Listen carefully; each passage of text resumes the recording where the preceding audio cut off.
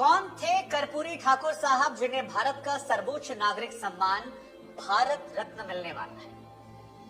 नीतीश कुमार की दिल्ली यात्रा और उस दिल्ली यात्रा के बाद शाम को मोदी सरकार का ऐलान कि बिहार के पूर्व मुख्यमंत्री और दलितों, पिछड़ों, शोषितों, वंचितों के मसीहा कर्पूरी ठाकुर साहब को भारत रत्न मिलेगा। ये खबर सियासी गलियारों में काफी तेज घूम रही है। इसके कई मायने निकाले जा रहे हैं। नीतीश कुमार का दिल्ली आना क्या वापस बिहार में कोई बड़े राजनीतिक बदलाव को संकेत दे रहा है? इस पर चर्चा करेंगे, लेकिन उससे पहले आपको बता दें कि कर्पूरी ठाकुर साहब कौन थे, क्योंकि कर्पूरी ठाकुर के बिना बिहार की सियासत की कल्पना नहीं की जा सकती। कर्पूरी ठाकुर साहब वो व्यक्ति हैं जो बिहार की पॉलिटिक्स के भीष्म पितामह कहे जाते हैं। ये वो व्यक्ति हैं जिनकी स्टाइल ऑफ पॉलिटिक्स बिहार के सभी बड़े नेताओं ने अपनाई। ये वो व्यक्ति हैं जिनके चेले नीतीश कुमार जी, लालू प्रसाद यादव जी या स्वर्गीय रामविलास पासवान जी भी रह चुके हैं। तो हमें लगा कि कर्पूरी ठाकुर साहब को जब भारत रत्न मिल रहा है और वो देश के 49वें ऐसे व्यक्ति बन रहे हैं जिन्हें सर्वोच्च नागरिक सम्मान से नवाजा जाने वाला है, तो उनके बारे में कुछ आपको बताएं। कर्पूरी ठाकुर साहब वो व्यक्ति हैं जो बिहार की सियासत में सामाजिक न्याय की मशाल जगाने वाले नेता के तौर पर जाने जाते हैं। इनका जो जन्म हुआ था वो एक बड़े साधारण से नाई परिवार में हुआ था और इनके बारे में अगर आपको समझना है तो समझिए कि कांग्रेस विरोधी राजनीति को उस दौर में इन्होंने ऐसे अपनाया, ऐसा मुकाम हासिल किया कि इमरजेंसी के तमाम कोशिशों के बावजूद इंदिरा गांधी जी उन्हें उस जमाने में भी विरोध के बावजूद गिरफ्तार नहीं करा पाई थी और इनका जो जलवा था वो जबरदस्त तरीके से उस दौर में था। लाखों करोड़ों लोगों पर इन्फ्लुएंस था। 1970 में पहली बार कर्पूरी ठाकुर जी बिहार के मुख्यमंत्री बने। 22 दिसंबर 1970 को पहली बार बिहार की कमान संभाली और उनका कार्यकाल जो था वो केवल 163 दिनों का रहा। इसके बाद 1977 में जनता लहर में जब जनता पार्टी को भारी भरकम जीत मिली, तब कर्पूरी ठाकुर साहब दूसरी बार बिहार के मुख्यमंत्री बन पाए। हालांकि ये वाला भी जो कार्यकाल था ये भी वो अपना पूरा नहीं कर पाए और इसके बाद केवल 2 साल से भी कम समय में उन्होंने समाज के दबे, पिछड़े, शोषित, वंचित, उपेक्षित लोगों के हितों के लिए काम करना शुरू कर दिया। उस दौर में बिहार में मैट्रिक तक की पढ़ाई मुफ्त कर दी गई। राज्य के तमाम विभागों में हिंदी में काम करने को अनिवार्य बना दिया गया।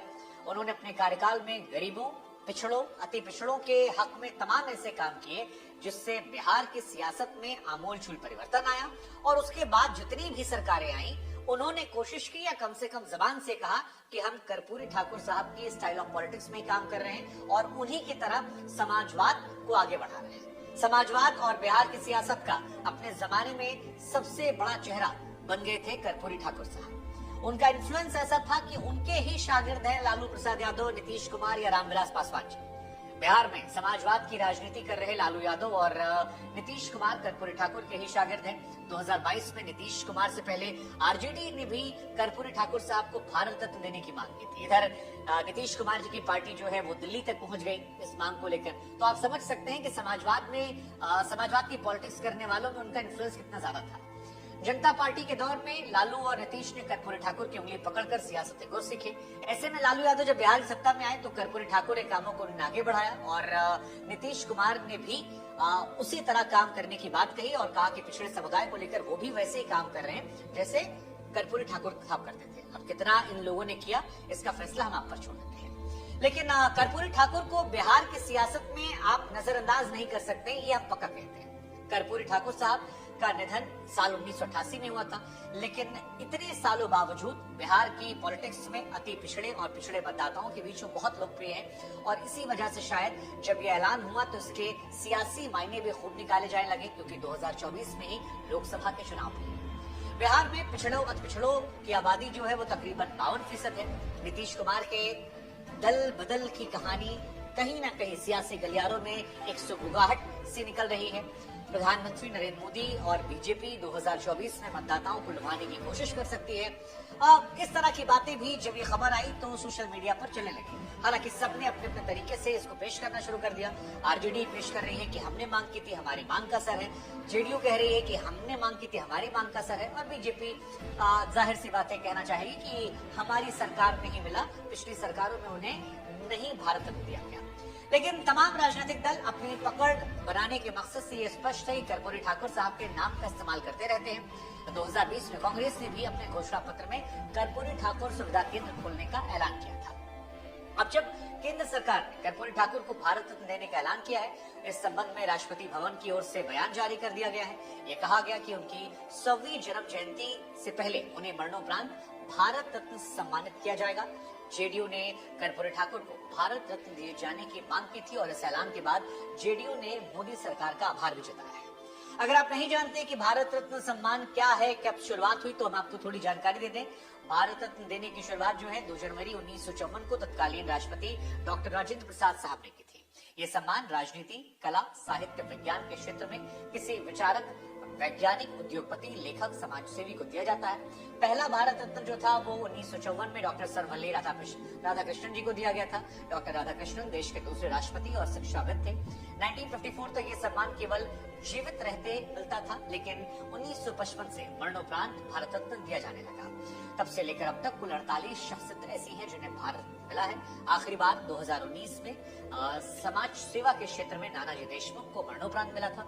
कला के क्षेत्र में डॉक्टर भूपेन हजारिका जी को मरणोपरांत मिला था और लोक कार्य के लिए भारत के पूर्व राष्ट्रपति प्रणब मुखर्जी साहब को भी भारत रत्न सम्मान से सम्मानित किया गया था। अब कर्पूरी ठाकुर साहब को भी मरणोपरांत भारत रत्न सम्मान से नवाजा जा रहा है और वो देश की 49वीं शख्सियत है जिन्हें ये सम्मान दिया जा रहा है। भारत रत्न हर साल दिया जाए ऐसा जरूरी नहीं है और इसीलिए पद्म पुरस्कारों से ये काफी ज्यादा अलग होता है। जीवित रहते भारत के 2 प्रधानमंत्री ऐसे हैं जिन्हें भारत रत्न पुरस्कार अपनी ही सरकार में मिला। एक इंदिरा गांधी जी हैं जिन्हें अपनी ही सरकार में भारत रत्न मिला था और दूसरे व्यक्ति जो थे वो थे पूर्व प्रधानमंत्री राजीव गांधी जिन्हें उनके ही कार्यकाल में भारत रत्न सम्मान मिल गया था। पूर्व प्रधानमंत्रियों में हाल फिलहाल में अटल बिहारी वाजपेयी साहब को भी नरेंद्र मोदी सरकार ने मरणोपरांत भारत रत्न सम्मान से नवाजा था। हालांकि इसको लेकर भी एक किस्सा है कि अटल जी की सरकार में भी ऐसी मांग उठी थी कि आपको भारत रत्न मिल जाए, लेकिन कहा जाता है कि अटल बिहारी वाजपेयी ने उस दौर में इनकार कर दिया था कि मैं जीवित रहते खुद को अपनी ही सरकार से ये इनाम नहीं दिलवा सकता हूँ, ये अच्छा संदेश नहीं जाएगा। खैर, कर्पूरी ठाकुर जी की हम बात कर रहे थे। जाते जाते सवाल हमारा आपसे कि बिहार की सियासत के भीष्म पितामह कर्पूरी ठाकुर साहब को मरणोपरांत मिलने वाले भारत रत्न पुरस्कार से क्या असर बिहार की राजनीति पर पड़ेगा और क्या नीतीश कुमार का दिल्ली जाना, बीजेपी से मांग करना, बीजेपी का मान जाना, चुनाव से पहले भारत रत्न अवार्ड का ऐलान कर देना, ये महज इत्तेफाक है या फिर सियासत में इत्तेफाक की बातें पूरी होती हैं? हर एक चीज के पीछे एक वजह होती है, हर खबर के पीछे की खबर होती है। वो खबर अगर मानी जाए तो जानकारों का मानना है कि नीतीश कुमार और बीजेपी के बीच में बैकडोर से बातचीत चल रही है। ऐसे में जब एक माहौल बन रहा है चुनावी साल में, तो अगर नीतीश कुमार या बीजेपी के रिश्ते फिर से बेहतर हो जाएं, तो वो बहुत ज्यादा हैरान करने वाली खबर नहीं होगी। हालांकि इससे सभी राजनीतिक पार्टियां इसका लाभ उठाने की कोशिश करेंगी, लेकिन इसका चुनावी असर क्या होगा इस पर भी हमारी नजर रहेगी। फिलहाल कर्पूरी ठाकुर साहब को हमारी तरफ से शत शत नमन और इस वीडियो को आप भी शेयर कीजिएगा ताकि नई पीढ़ी के लोगों को पता लगे कि कौन थे कर्पूरी ठाकुर साहब, भारत के वो 49वें व्यक्ति जिन्हें सर्वोच्च नागरिक सम्मान भारत रत्न से नवाजा जा रहा है। ये जानकारी आपको कैसी लगी जरूर बताइएगा और यूं ही हमारे साथ जुड़े रहिएगा। जय हिंद, जय भारत, नमस्कार।